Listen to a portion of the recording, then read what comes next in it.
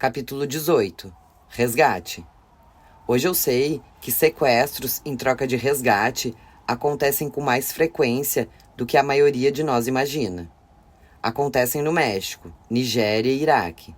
Acontecem na Índia, Paquistão, China, Colômbia e em muitos outros lugares. Às vezes, as motivações são políticas ou pessoais, mas não raro isso é feito por dinheiro, pura e simplesmente. Capturar reféns é um negócio, um mercado especulativo, alimentado por pessoas como eu. O alvo que perambula pelas ruas, o peixe fora d'água. A pessoa que comparativamente é rica contra um pano de fundo manchado pela pobreza. Trabalhadores da indústria petrolífera em países distantes, empresários em viagens, jornalistas e turistas são arrancados de seus carros, ou de reuniões, ou então são acompanhados para fora de um restaurante com uma arma apontada para suas costas. De volta ao seu país natal, você não teria noção da frequência com que isso acontece, se não prestasse atenção. As notícias surgem e em seguida desaparecem. Um viajante americano é capturado em Benin. Um consultor holandês é abduzido em Joanesburgo e seus captores pedem um resgate. Um turista britânico é arrancado de um ônibus na Turquia. Famílias recebem telefonemas, governos são contactados e uma espécie de aparelho começa a funcionar. Ninguém nunca diria que essas situações são comuns, mas acontecem com frequência suficiente para que haja certos procedimentos a seguir. Uma maneira de fazer as coisas, pelo menos na pátria da vítima. No meu caso, não foram os sequestradores que alertaram a minha família, mas um produtor de rádio em Vancouver, que percebeu uma breve notícia vinda da Somália e veiculada pelas agências internacionais menos de 12 horas depois de sermos levados. Dizia que 2 jornalistas, uma canadense e um australiano, desapareceram nos arredores de Mogadíscio. Apenas nossos primeiros nomes foram citados, mas eu já havia feito alguns trabalhos para aquele produtor no início do ano, enviando notícias ao vivo do Iraque, e dissera a ele que iria à Somália. Ao procurar por informações de contato na internet, o produtor ligou para o meu tio, que por sua vez telefonou para o meu pai. Ele e Perry, até aquele momento, estavam sentados sob o sol da varanda, nos fundos da sua casa. Meu pai ligou para minha mãe. Minha mãe ligou para os meus irmãos. Ninguém sabia o que fazer. O produtor de rádio em Vancouver passou um número do serviço do governo para relações exteriores em Ottawa. Quando meu pai entrou em contato, uma funcionária explicou que, embora o governo já soubesse da notícia, nada havia sido confirmado. Ela deu um número diferente para que a minha família pudesse ligar caso soubesse de mais alguma coisa, e disse ao meu pai para aguardar notícias. Um jornalista acabou passando a notícia para o outro. O telefone do meu pai começou a tocar sem parar, com ligações de repórteres, dezenas deles. 2 furgões de emissoras de TV estacionaram na frente da sua casa. Vizinhos se reuniram na calçada. O telefone tocou, mas meu pai, sentindo-se sufocado pela pressão, parou de atender. Perry abria a porta somente para os amigos mais próximos e parentes. Em todos os outros casos, eles simplesmente ficavam trancados em casa, esperando alguma coisa acontecer. O primeiro telefonema vindo da Somália surgiu na manhã seguinte. Uma voz arrastada no correio de voz do meu pai. Era o homem que se chamava Adam. Ele dizia: "Alô? Estamos com a sua filha." Ele disse que ligaria outra vez para falar sobre o dinheiro e depois desligou. Aquela ligação fazia com que tudo se tornasse oficial. Eu não havia me perdido ou fugido. Havia sido sequestrada. Tinha captores, e os captores tinham suas próprias exigências. Hoje eu penso na minha mãe saindo da pequena casa que alugara na Colômbia Britânica, abalada demais para dirigir, que pediu ajuda a uma amiga para cobrir as 10 horas do percurso através das montanhas rochosas até chegar à casa do meu pai em Alberta. Imagino o carro subindo a estrada sinuosa, cercado por florestas de pinheiros, e o corpo enrijecido da minha mãe, sentada no banco do passageiro. Era agosto. As flores estariam desabrochando ao longo do acostamento na estrada. As montanhas teriam apenas alguns pontos brancos de neve. Provavelmente haveria gaviões no céu. Minha mãe, eu imaginava, não perceberia nada daquilo. Ao cair da noite, 3 agentes da polícia montada canadense chegaram a Sylvan Lake. Estavam sentados ao redor da mesa de jantar na casa em que Perry e meu pai moravam, junto com a minha mãe. Os agentes fizeram perguntas e anotaram as respostas. Escutaram várias vezes a mensagem deixada por Adam. Pediram permissão para grampear o telefone dos meus pais. Ofereceram informações sobre o que dizer quando Adam voltasse a ligar. A ideia era fazer com que Adam me colocasse para falar ao telefone, para provar que eu estava viva. Ter uma noção de como eu estava sendo tratada. Tentar detectar pistas. Quando tocassem no assunto de dinheiro, deveriam dizer a verdade. Não tinham nenhuma reserva, e o governo também não pagaria o resgate. Meus pertences, meu diário de viagem, minha escova de dentes, todos os objetos de uso pessoal deixados no quarto do hotel, seriam enviados em breve para a embaixada canadense em Nairobi. Meus pais receberiam uma lista datilografada de todos os objetos com os quais eu viajara. Um chale verde, uma camiseta marrom, um traje de banho, um notebook, 2 pares de calças pretas, um véu para a cabeça, um frasco de protetor solar, canetas e cadernos diversos, itinerários de empresas aéreas e registros eletrônicos de passagens compradas, dinheiro da Tailândia, Índia e Paquistão. Minha mãe me diria depois que ela esquadrinhou cuidadosamente a lista, examinando o que restava de mim, como se aquilo pudesse explicar alguma coisa sobre por que tudo aconteceu. Em relação aos repórteres que se amontoavam no gramado da casa, meus pais foram instruídos a não falar muito. Não somente à mídia, mas também aos seus amigos e vizinhos. A esperança era que, sem novidades sobre o caso, a notícia sobre o meu sequestro acabaria perdendo a força. Os agentes explicaram que, para um refém, era melhor que o caso não tivesse tanta repercussão. Sequestradores, em geral, são muito espertos. Sabem como usar o Google. Leem as notícias. Eles também estariam procurando por pistas durante aqueles primeiros dias, tentando avaliar corretamente o valor das suas presas. Será que a minha família tinha dinheiro? Será que eu trabalhava para alguma empresa grande, rica e poderosa? Será que eu era importante para o meu governo? Um simples comentário emocionado da minha mãe nos noticiários indicando seu desespero e o desejo de que eu voltasse logo para casa faria o valor do resgate aumentar imediatamente. A mensagem que os investigadores passaram aos meus pais era de que eles não estavam sozinhos.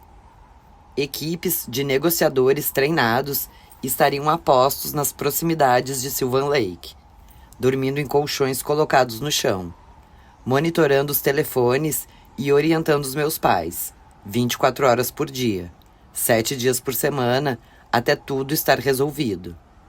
Juntos, eles trabalhariam para debater, adular, pressionar e oferecer garantias vagas aos nossos captores, e tentar acionar quaisquer alavancas possíveis para conseguir me tirar da Somália. Sequestros aconteciam, disseram os agentes aos meus pais, mas também chegavam ao fim. Disseram isso para reconfortá-los. Os agentes também fizeram questão de usar mais um argumento, algo que dificilmente serviria de conforto nos meses que se seguiram. Nigel e eu agora éramos mercadorias. Os sequestradores haviam gastado dinheiro para nos capturar e manter presos. Fizeram um investimento, o que significava que tinham interesse em nos manter vivos. Se nos matassem, também teriam muito a perder. Na casa com o telhado de metal na Somália, É claro, não sabíamos de nada disso. Passei o primeiro dia e a noite no cativeiro, vacilando entre o pânico e algo que parecia ser fé. Uma certeza de que nosso martírio terminaria rapidamente, se conseguíssemos encontrar a estratégia correta para conversar com os homens que nos mantinham presos. No início da segunda manhã, Adam veio até o nosso quarto, acompanhado por Ali, Aira e Armed, e anunciou que havia traçado um plano. Ele telefonaria para as nossas famílias dentro de pouco tempo para exigir o dinheiro do resgate. Receberiam um prazo de 1 dia para pagar. Se o dinheiro não surgisse, seríamos mortos. Imediatamente, eu comecei a argumentar. Nossas famílias não têm dinheiro. Não têm condições de pagar um resgate. Além disso, hoje é domingo. Então, mesmo que pudessem pagar, todos os bancos estão fechados. Adam continuou inabalável. Quando Nigel perguntou por que estavam nos mantendo presos, ele sorriu e disse algo sobre os nossos governos estarem em guerra com o Islã. Vocês têm governos malignos, disse, como se estivesse sugerindo que não devíamos levar aquela crítica para o lado pessoal. Acrescentou também que não queriam o dinheiro das nossas famílias. Se nós formos matá-los em 24 horas, seus governos encontrarão uma maneira de pagar, ele disse. Percebi que lhe faltava um dos dentes da frente, na arcada superior. Quanto vocês vão pedir? Eu perguntei. Ah, disse Adam, como se eu houvesse tocado num assunto que ele se esquecera de mencionar. Ainda não temos certeza. Ele nos observou, tentando avaliar o quanto valíamos. Talvez $1 milhão, disse ele, dando de ombros com indiferença. Talvez 2.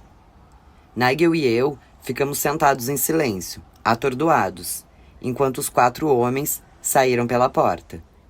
Alguns minutos depois, ouvimos o barulho de um carro que saía da propriedade.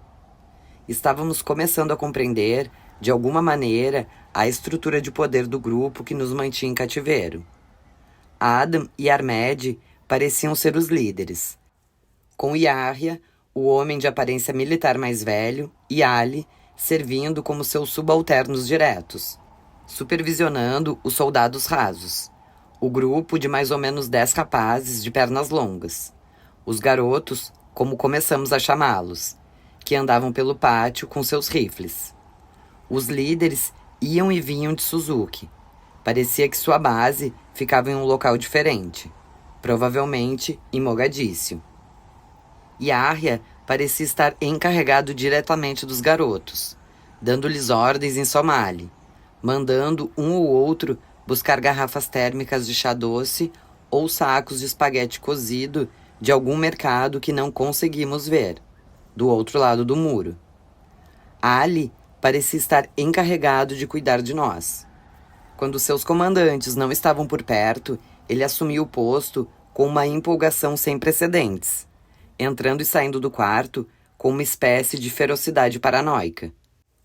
Se os seus governos não pagarem, vocês morrerão, disse ele em um determinado momento, olhando para nós pela porta.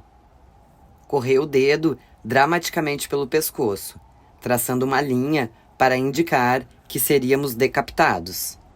Claramente, apreciando o momento, ele se aproximou. Sua voz era aguda para um homem.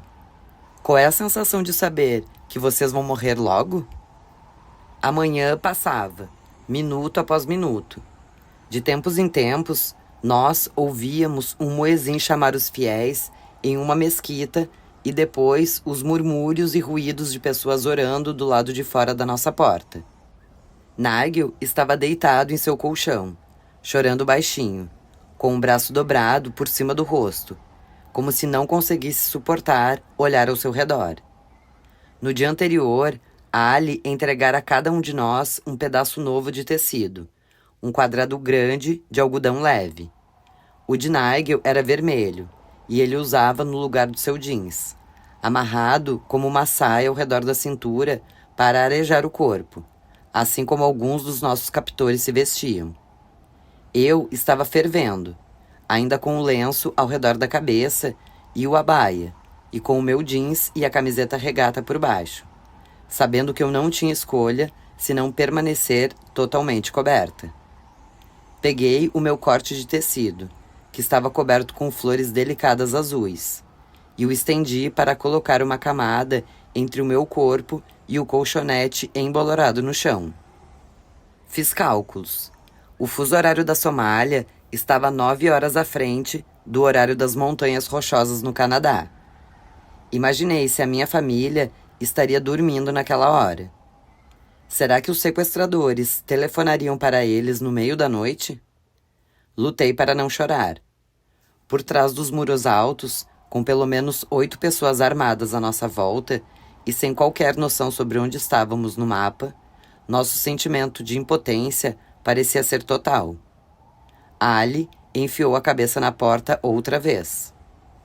Qual é a sensação de saber que vocês têm somente 24 horas de vida? Ele fez o movimento que indicava decapitação com o dedo, e dessa vez acrescentou um efeito sonoro, um sibilar rápido por entre os lábios. Em seguida saiu novamente. Tentei, sem sucesso, construir uma barreira contra aquelas palavras, afastar da minha mente o que eu já sabia. Nossos captores eram fundamentalistas, e os fundamentalistas realmente cortavam as cabeças das pessoas. No Iraque, certa vez, eu saíra para fazer uma reportagem para a TV e visitara um campo nos arredores da cidade. O local havia se transformado em uma área de despejo para corpos de pessoas mortas nas lutas entre as milícias dos xiitas e dos sunitas. O corpo de um homem em decomposição, jazendo no chão, entre pilhas de lixo, atraiu minha atenção. Seus cabelos estavam sujos e seus olhos abertos, castanhos e sem expressão. Demorei alguns segundos para encaixar as peças daquela imagem, para perceber o que eu estava vendo. A cabeça do homem fora parcialmente cortada do corpo, e as vértebras superiores da sua coluna reluziam, brancas, como a ossada de uma baleia ao sol. Era uma lição que o mundo já havia me ensinado e continuava a me ensinar. Você não sabe o que pode acontecer até realmente ver aquilo na sua frente. Com o tempo se esgotando, Nigel e eu éramos 2 artigos de luxo. Com uma coragem do tipo, agora ou nunca, 2 dos garotos soldados entraram em nosso quarto com o almoço e ficaram por ali, desajeitadamente sob o batente da porta. Estavam ansiosos para poder praticar o seu inglês. Cheguei a simpatizar com um deles. Chamava-se Jamal. Falava apenas um pouco de inglês, mas compensava aquilo com uma vontade enorme de fazer amizade. Sentou-se no chão com as pernas cruzadas, vestindo uma camisa azul marinho e calças caque, com as barras que subiam até um ponto bem acima dos seus tornozelos magricelas e escuros. E sorriu para nós de uma maneira genuína. Era um adolescente. 18 anos, disse ele. E claramente, uma obra que ainda estava em progresso, com pernas longas e esguias, e ombros estreitos que se curvavam para a frente, como se estivesse tentando esconder uma parte da sua altura considerável. Tinha olhos brilhantes e cabelos encaracolados escuros, cortados bem rente ao crânio. No queixo, alguns pelos solitários, o início de uma barba. Senti o cheiro da colônia que ele usava, frutada e barata. Lembrei de ter visto Jamal no dia anterior. Fora o primeiro soldado que aparecera na minha janela. Era impossível esquecer aqueles olhos grandes e assustados que comunicavam toda a sua inexperiência. Embora seu rosto estivesse envolto pela máscara, o tecido acabara por se soltar um pouco, e eu vira o bastante para ser capaz de reconhecê-lo agora. Ele veio ao nosso quarto com outro garoto, Abdullah, que tinha uma compleição física mais poderosa e parecia mais sombrio. Abdullah trouxe nossa refeição, mais 2 sacos do espaguete gorduroso, e largou-a rapidamente em nossas mãos, usando apenas a parte exterior da ponta dos dedos como se pudéssemos mordê-lo. Jamal, por sua vez, estava bastante curioso, embora fosse um pouco tímido, desviando os olhos quando nos fazia perguntas, sorrindo para o chão enquanto ouvia nossas respostas. Onde morávamos? Éramos casados? O que pensávamos sobre a Somália? Tínhamos carros? Abdullah também se sentou, mas sua presença me incomodava. Em uma voz sem qualquer expressão, ele disse que também tinha 18 anos e estava lutando a jihad. Soldado, disse ele, tocando o peito com um orgulho evidente. Senti que olhava para mim ao dizer aquilo, mesmo que eu evitasse olhar em seus olhos. Nigel e eu não tocamos na nossa comida. Comer na frente deles parecia ser uma admissão explícita da nossa fraqueza. Jamal, ficamos sabendo, acabara de ficar noivo. Então perguntei: ela é uma garota bonita? Ele baixou a cabeça timidamente, incapaz de conter o sorriso. Sim, bonita. Quando vocês vão se casar? Depois de agora, Jamal respondeu. Quer dizer que vai ser logo? Sim, disse ele, Inxalá. Procurando pelas palavras, acrescentou. A festa do casamento é... E esfregou 2 dedos um no outro. Cara? Um casamento é caro? Sim. Ele pareceu ficar aliviado ao perceber que conseguira se fazer entender. Percebi que quando Jamal dissera, depois de agora, referira-se a quando o sequestro terminasse. Ocorreu-me que para Jamal, o que ele estava fazendo não tinha muito a ver com a jihad. Estava esperando pelo seu pagamento para que pudesse ir para casa, preparar sua festa de casamento e casar-se com a sua garota. Vocês têm 17 horas até morrerem, disse Ali. Depois que fizemos uma última viagem até a latrina e voltamos a nos acomodar em nossos colchonetes. Nigel estava deitado de lado, com o rosto virado para a parede. Apanhei-me esperando que Ali fosse embora e Jamal retornasse, trazendo sua alegria consigo. Nigel havia se fechado. Não conseguira dizer qualquer coisa que expressasse esperança ou encorajamento durante todo o dia. Ali disse, parecendo irritado. Você me ouviu? Ouvi. Vocês vão morrer logo. Meus quadris estavam doloridos pela pressão do concreto debaixo do meu colchonete fino. Sentia-me exausta pelo calor. Estava farta daquela crueldade. Bom, se essa for a vontade de Alá, eu disse, sabendo que estava sendo petulante. A raiva de Ali foi instantânea. Ele avançou alguns passos na minha direção, como se fosse me agredir. Você, disse ele bufando, você acha que isso é uma piada? Se estiver pronta para morrer, então diga. Vou matá-la agora. Recuei. Não, desculpe-me, eu disse, mudando o tom da voz para refletir o que sentia. O medo, mantido por um número enorme de horas, dá a sensação de ser algo no qual você pode se afogar. Eu passara todo aquele dia nadando nele. Nigel virara-se sobre o seu colchonete e estava escutando. Eu disse, não acho que isso seja uma piada, meu irmão. Não quero morrer. Fiz uma menção com a cabeça. Mas se a minha hora chegou, então não há nada que eu possa fazer a respeito. Isso é tudo que eu estava tentando dizer. Quando ergui os olhos, Ali estava me encarando cuidadosamente. Sua fúria parecia ter diminuído um pouco de intensidade. Me arrependi de falar aquilo. Zombar da crença dos muçulmanos na predestinação, a ideia de que Alá planejara nosso destino cuidadosamente e de que não podíamos fazer muito para evitá-lo, era um sacrilégio. Quase como apertar o botão que ativa uma bomba. Tive uma ideia, vislumbrando uma possibilidade. Dirigi-me a Ali com o máximo de calma que consegui reunir. Se eu tiver que morrer, gostaria de falar com um imã antes. Eu o vi inclinar a cabeça surpreso.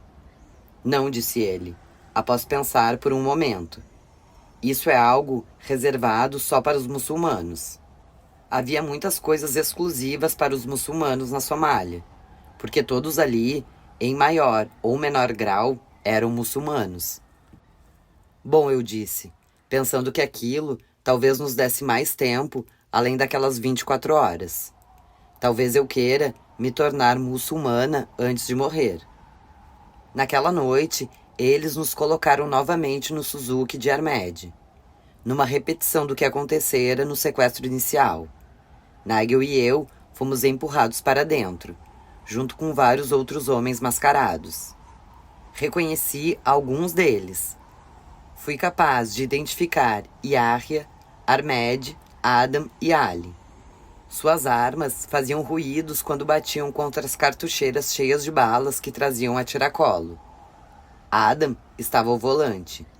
Abdullah, o amigo de Jamal, que sempre parecia estar mal-humorado, entrou no compartimento de carga, com a sua AK-47, apontando para nossa cabeça. Armed, que viera nos buscar no quarto 1 hora antes, abrira seu largo sorriso habitual e falara com uma polidez impecável, digna de um recepcionista de hotel 5 estrelas. Está tudo bem? Eu perguntei. Ah, sim, tudo bem, respondeu ele. E quanto às 24 horas? Ele quase pareceu surpreso. Ah, daremos mais algum tempo a vocês, sem problema. Vamos levá-los a uma casa melhor. Lamento por essas camas ruins onde vocês tiveram que dormir. Era impossível saber se poderíamos acreditar nele. O carro avançou pelo vilarejo, levantando uma nuvem de areia atrás de si. Nigel e eu estávamos de mãos dadas, segurando firme. Pela janela, não pude ver nenhum indício que identificasse o lugar onde estávamos. Apenas muros e arbustos baixos. Adam, com seus óculos bifocais de lentes redondas, girava o volante de um lado para o outro, pisando com força no acelerador para conseguir melhor tração. Perguntei a Adam: Você conversou com nossas famílias? Ah, sim, conversei, ele respondeu. Indicou Nigel com um movimento de cabeça. Falei com a sua irmã. Seu rosto se abriu num sorriso, exibindo o dente que faltava. Ela está em... qual é a mesma palavra? Em pânico. Pensar naquilo fez a minha garganta se apertar. E os meus pais, eu disse. Sua mãe é uma boa pessoa, muito boa, respondeu Adam, sem demonstrar muito interesse, e encerrou o assunto por ali. Capítulo 19. Casa elétrica. Nossa nova casa ficava perto da antiga. Após um percurso de cerca de 10 minutos, desembarcamos em frente de outra propriedade de muros altos e fomos escoltados através de um pequeno portão de metal, enfileirados como uma família de patos. Os garotos recolhendo suas AK-47 para passar pela estrada. Do outro lado, havia uma área coberta com areia e, mais adiante, uma casa de um único pavimento com um amplo pátio. Alguém instalara alguns varais frouxos na varanda.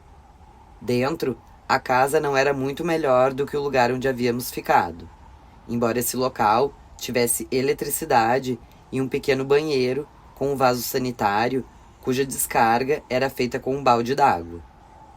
2 dos rapazes, que agarravam suas armas sem dizer qualquer palavra, nos conduziram por um corredor até um quarto que cheirava a umidade, com 2 colchões manchados no chão. Uma gigantesca mancha de mofo preto e cristalizado cobria a parede do fundo, estendendo-se por toda a largura do quarto. Deixados sozinhos, Nigel e eu levamos os colchões para o mais longe possível daquilo. Adam trouxe várias sacolas plásticas para o quarto, colocando-as perto de nós, com o que eu imaginei ser uma expressão de orgulho no rosto e indicando que deveríamos abri-las. Nigel recebeu alguns conjuntos novos de camisas e calças, cuidadosamente dobrados. Eu recebi uma calça jeans masculina e 2 camisas sociais masculinas, junto com uma saia marrom de lantejoulas que parecia pequeno bastante para servir numa criança. Todas as peças eram novas, recém-compradas.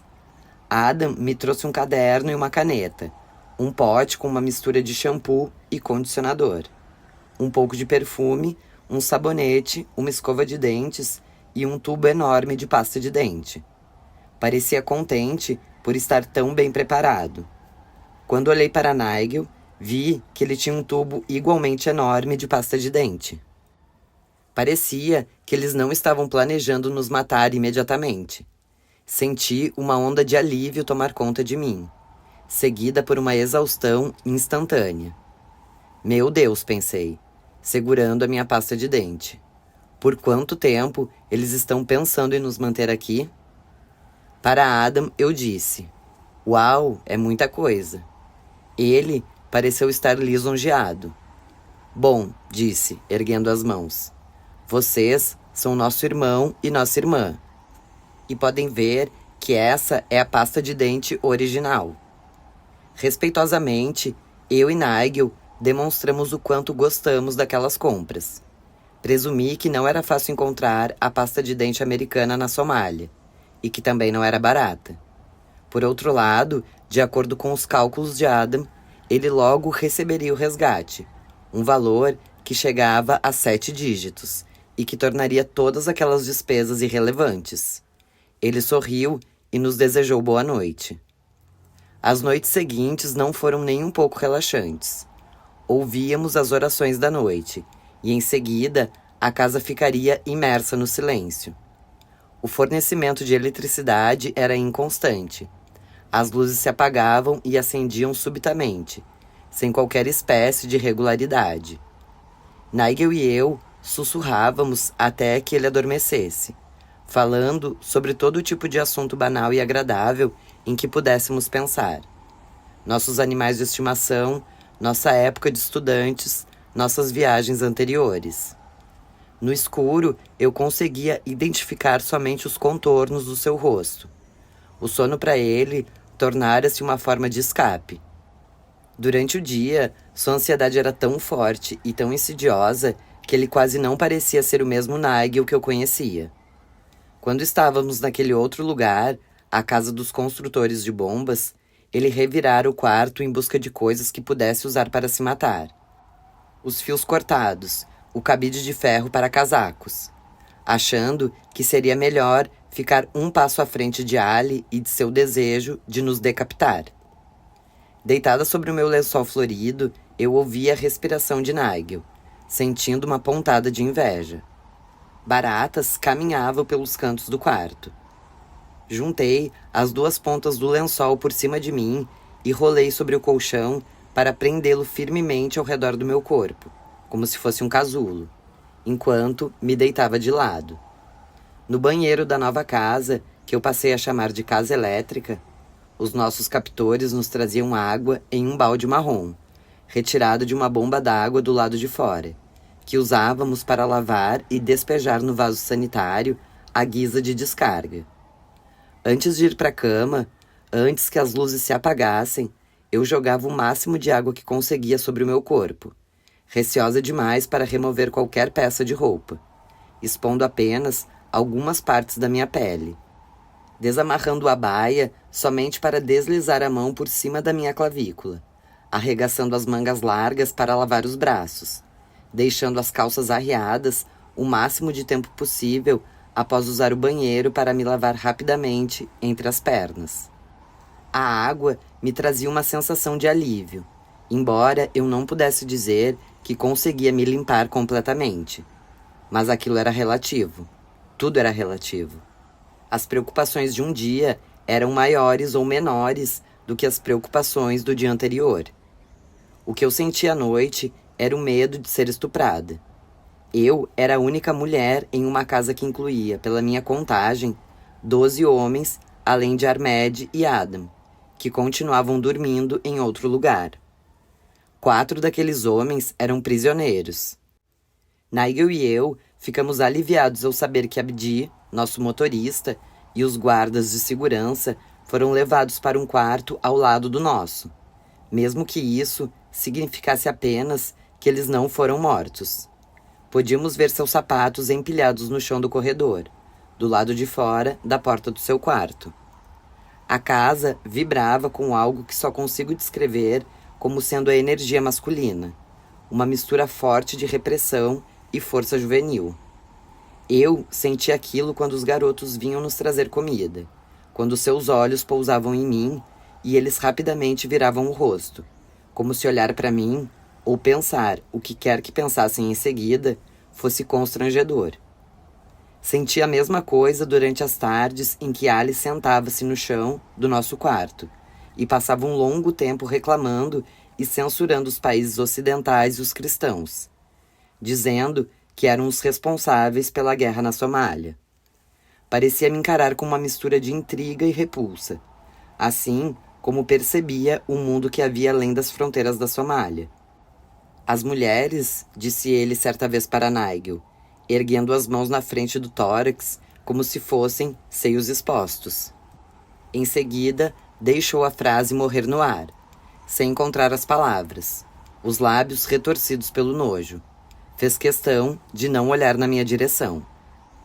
Entretanto, os momentos em que eu mais sentia aquele medo eram as horas passadas no escuro, tendo o meu lençol e o abaia de poliéster como uma frágil barreira entre eu e eles, nos momentos em que eu via um farfalhar ou um resmungo vindo de algum lugar da casa. Eu era uma aberração, uma inimiga da moral daquelas pessoas, e, além de tudo, totalmente indefesa. O fato de eu estar ali os deixava sem saber ao certo como agir. Entenda, disse Armed para mim certa vez, sugerindo que o plano original envolvia sequestrar os repórteres da National Geographic, naquela estrada. Disseram que pegaríamos 2 homens. No meio da primeira semana, Armed veio até a casa e me entregou seu telefone celular. Fale com a sua mãe, disse ele. Peguei o aparelho e levei-o até a orelha. Mãe, eu disse. E ali estava a voz dela, a voz da minha mãe, dizendo meu nome. A ligação chiava, entrecortada, e por um segundo aquilo pareceu irreal. Armed ativou a função de viva voz no telefone. Fez um gesto indicando que eu deveria segurar o aparelho longe da cabeça para que ele pudesse escutar. Houve uma fração de segundo entre o que a minha mãe dizia e o momento em que eu ouvia, fazendo com que as nossas vozes se atropelassem inutilmente. Você está bem? Eu perguntei. Bom, não muito. Você está bem? Sim, estamos bem, eu disse. A voz dela cortou a minha. Tudo bem, estamos bem. Parecia que nós duas estávamos nadando por entre ondas enormes no oceano, surgindo e desaparecendo das nossas respectivas linhas de visão, gritando em meio às paredes de água à nossa volta. Ela disse que me amava, que nossos familiares e amigos estavam rezando por nós. Perguntou se Nigel estava comigo. Disse que estavam tentando arranjar algum dinheiro. Foram essas as palavras que ela usou. Arranjar algum dinheiro. Não fazia ideia do que aquilo poderia significar. Perguntei quanto dinheiro eles queriam como resgate. Minha mãe hesitou e depois respondeu. 1,5 milhão. Nós duas ficamos em silêncio por alguns segundos. Sabíamos que era impossível reunir todo aquele dinheiro. Minha mãe gaguejava. Amanda, desculpe, será que você tem, alguma ideia sobre tudo isso? Eu não tinha certeza do que ela queria saber.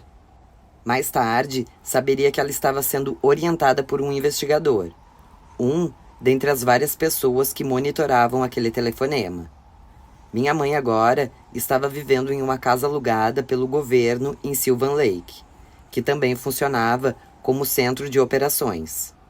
Ela e o investigador tentavam descobrir o quanto as exigências dos sequestradores eram firmes, se estávamos seguros e quem havia nos abduzido. Enquanto isso, eu estava sentada em nosso quarto na casa elétrica, cercada pelos meus captores, Armed e vários outros, enquanto a voz da minha mãe entrava no quarto, no mundo deles, soando fraca e distante. Não, eu disse, sentindo as lágrimas começando a encher meus olhos, tentando pensar em alguma coisa, qualquer coisa que pudesse dizer a ela. Mas antes que eu pudesse dizer mais, a ligação caiu e ela desapareceu.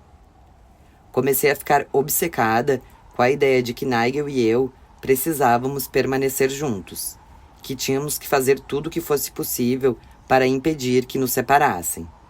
Mesmo que confundisse nossos captores, chorando abertamente na frente deles, ainda assim, Nigel era mais familiar para eles. Pelo fato de ser homem, era tratado com mais respeito. Como estávamos juntos, éramos tratados mais ou menos da mesma forma. Eu me apeguei a essa ideia, sabendo que a proximidade dele reforçava a minha segurança. Quando os líderes vinham até a casa, a cada 2 dias mais ou menos, eu me esforçava para parecer recomposta e cordial, repetindo a mesma mensagem sem parar. Nossas famílias não têm dinheiro. E nossos governos não vão pagar. Às vezes, Nigel se juntava a mim para reforçar a mensagem.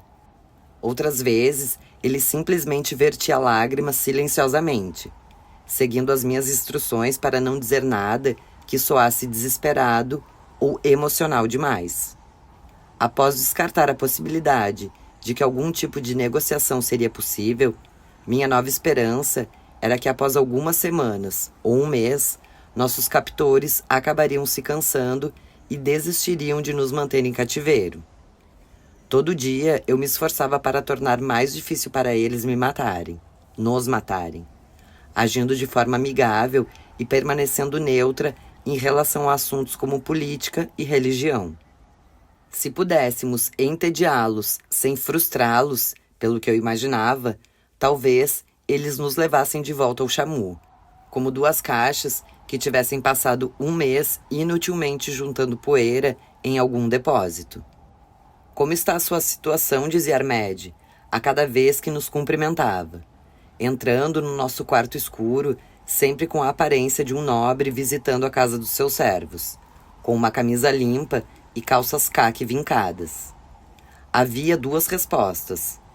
Uma era que eu queria gritar, o fato de que a nossa situação estava uma merda, obrigada. E aquela que sustentava o status, que mantinha um acordo básico em vigor. E já que estávamos juntos, recebíamos 2 refeições básicas por dia. E tínhamos um estoque de pasta de dente que poderia durar por toda a eternidade. Essa segunda parecia ser a melhor opção. Nossa situação está indo bem, eu dizia a Armed. Mas queremos voltar para nossas casas. Ah, sim, dizia ele. Estamos trabalhando nisso. Quando os líderes não estavam por perto, os garotos vinham até o nosso quarto para passar o tempo. E, na sua maioria, concentravam-se em Nigel. Olhavam-no nos olhos quando conversavam. Em um inglês trôpego, falavam sobre esportes e carros. E isso parecia tirá-lo da sua depressão por alguns intervalos curtos. Lentamente, estávamos aprendendo os nomes dos garotos. Havia Ismael, de 14 anos, e um garoto cujo nome era Yahya, o mesmo nome do capitão mais velho. Havia também um Yusuf, 2 Mohammeds e um outro soldado que parecia ser meigo, assim como Jamal, e cujo nome era Hassan. Cada um deles portava um telefone celular, um rifle AK-47 e uma pequena edição do Alcorão, mais ou menos do tamanho de um baralho, enfiada no bolso da camisa. Quando eu estava por perto, os garotos eram mais cautelosos. A maioria, pelo que eu imaginava, nunca passara muito tempo perto de uma mulher que não fosse membro das suas famílias. Percebi que havia um certo benefício em dizer várias e várias vezes que eu morara no Afeganistão e no Iraque e que viajara a lugares como Paquistão, Sudão e Síria. Eles compartilhavam uma certa simpatia por esses países, especialmente o Afeganistão e o Iraque, onde soldados islâmicos combatiam, de acordo com a perspectiva deles, invasores infiéis.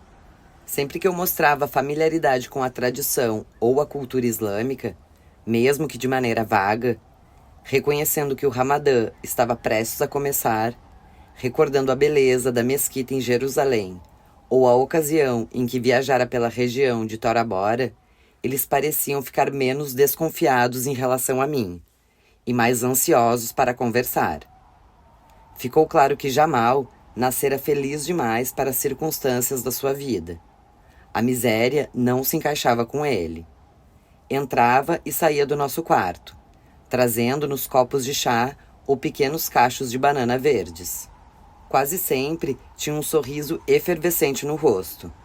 Havia momentos em que explodia em risos, quando entendia uma das piadas ou trocadilhos desanimados de Nigel, para em seguida cobrir a boca com a mão, como se quisesse enfiar sua alegria de volta pela goela.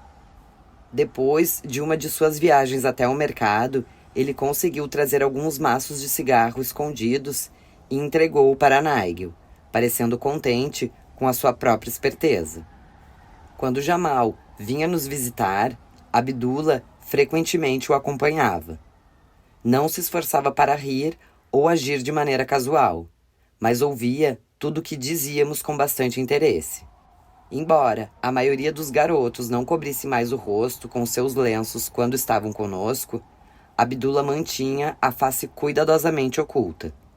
Sentava-se perto de mim, os olhos faiscando com uma emoção que eu não conseguia decifrar. O nariz e a boca enterrados por baixo das dobras do tecido quadriculado. Fazia perguntas sobre os guerreiros no Afeganistão, que tipo de armas usavam, como se vestiam e se tinham carros. Lentamente, começamos a extrair informações. A maioria dos garotos fora até uma espécie de campo de treinamento para aprenderem a ser soldados.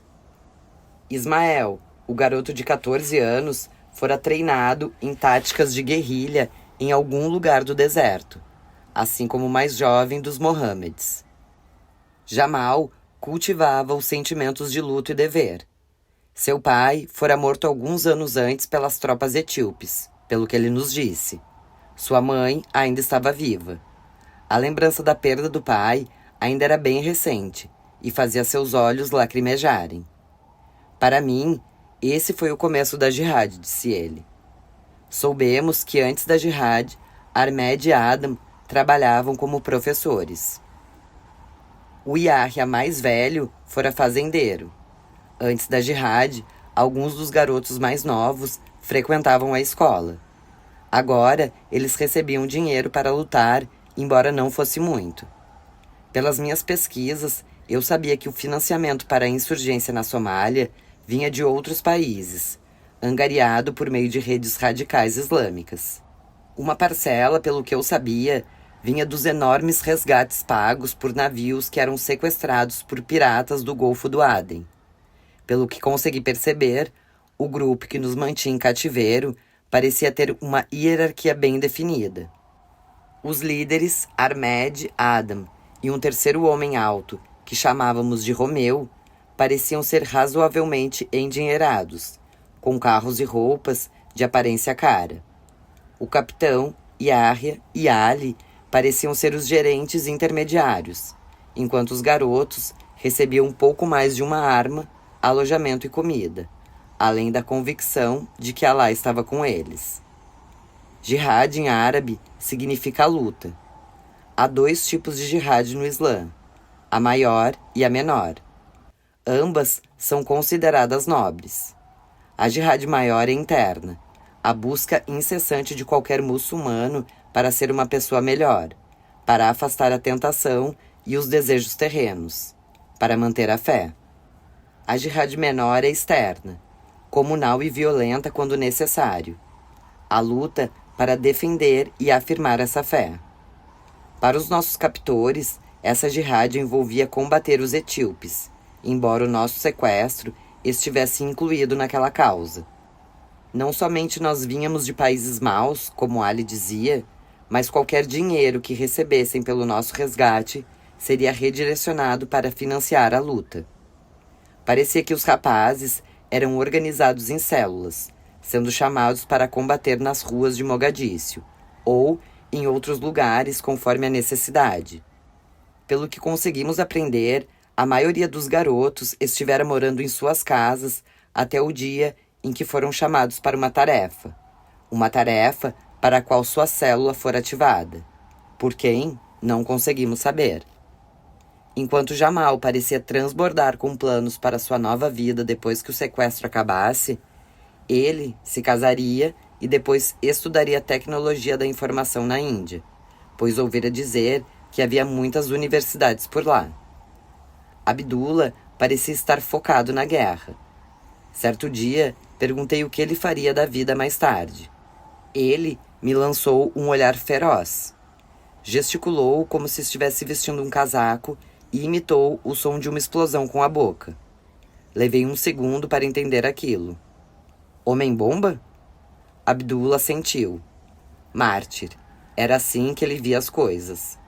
Nos portões do paraíso, os soldados do exército de Deus tinham o direito de entrar por um portal especial. Jamal balançou a cabeça negativamente. Acenou com a mão para frente e para trás, como se quisesse dizer, não, não, não. Assim como eu, ele imaginava que a vida poderia voltar a ser normal, e que tudo isso poderia ser deixado para trás. Não quero que ele morra, explicou. Ele é meu amigo.